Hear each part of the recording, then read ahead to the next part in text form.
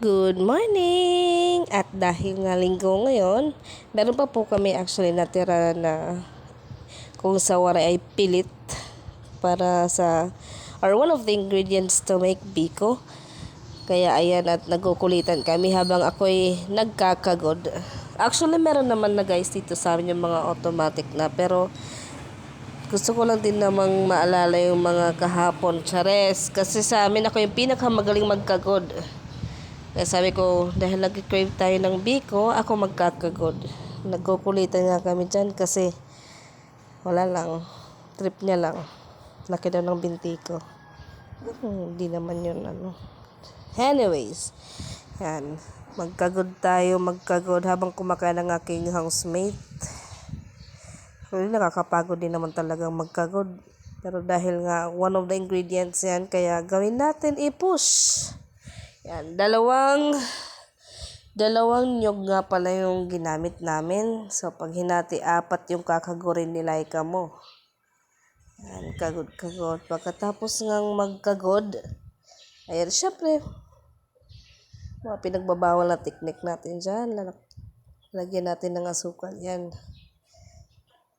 And, the old way, hindi tayo gamit ng gata. Yan, pinigyan na nga ng housemate ang nyog. Susunod na po ang pakukuluin lang natin yung nyog kasama ang kalamay. Usually may asukal po yan. Di ko na lang na-videohan kasi nga isang kamay hawak sa cellphone, isang kamay nakahawak sa luwag. Yan. Halo-halo hanggang sa kumulo. Pag nag-start na po siyang kumulo, usually ayaw nang patigilan ni mama ng kakaukay. Yan po mga itsura niya. Nung hinahalo ko nga po yan naaalala ko nung elementary ako.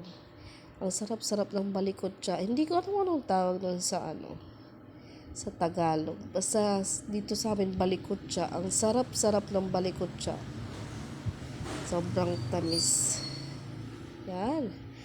Siyempre, halu-haluin lang yan hanggang sa maging ganyan na siya. Tapos, may ginagawa dyan si mami kapag pinapatest niya. Lalagay mo siya, kukuha ka ng konting portion, tapos lalagay mo siya sa may tubig. Pag namuo siya, saka na ilalagay yung pilit, yung malagkit. Yung sticky rice. Yan. Diba? Balikotsa. Ang sarap ng balikotsa. Halo-halo lang. Halo-halo. Sabi ko nga gusto ko nang kainin yung saging. Kaso magsasabay-sabay naman yung mga kakainin namin. Ito pang snack lang namin to guys. So lang din naman talagang namin may kainin habang lahat kami nasa bahay. Yan. Parang hanggang dito naamoy ko yung sarap ng niluluto ko. Ay, ang aking housemate. Ang aking housemate.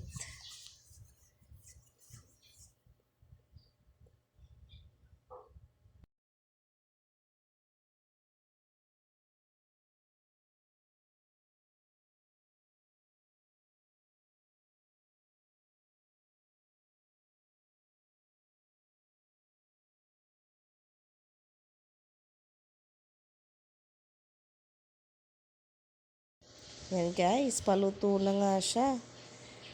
Ready to eat na. Takam na ako. Hindi ko na, of course, na video ng aming pagkain dahil wala na. Nagkalimutan na sa lahat ng mga bagay. Ayan, hanggang dyan lang po yan. Maraming salamat po sa panunood. Happy Easter Sunday. Papush. Enjoy!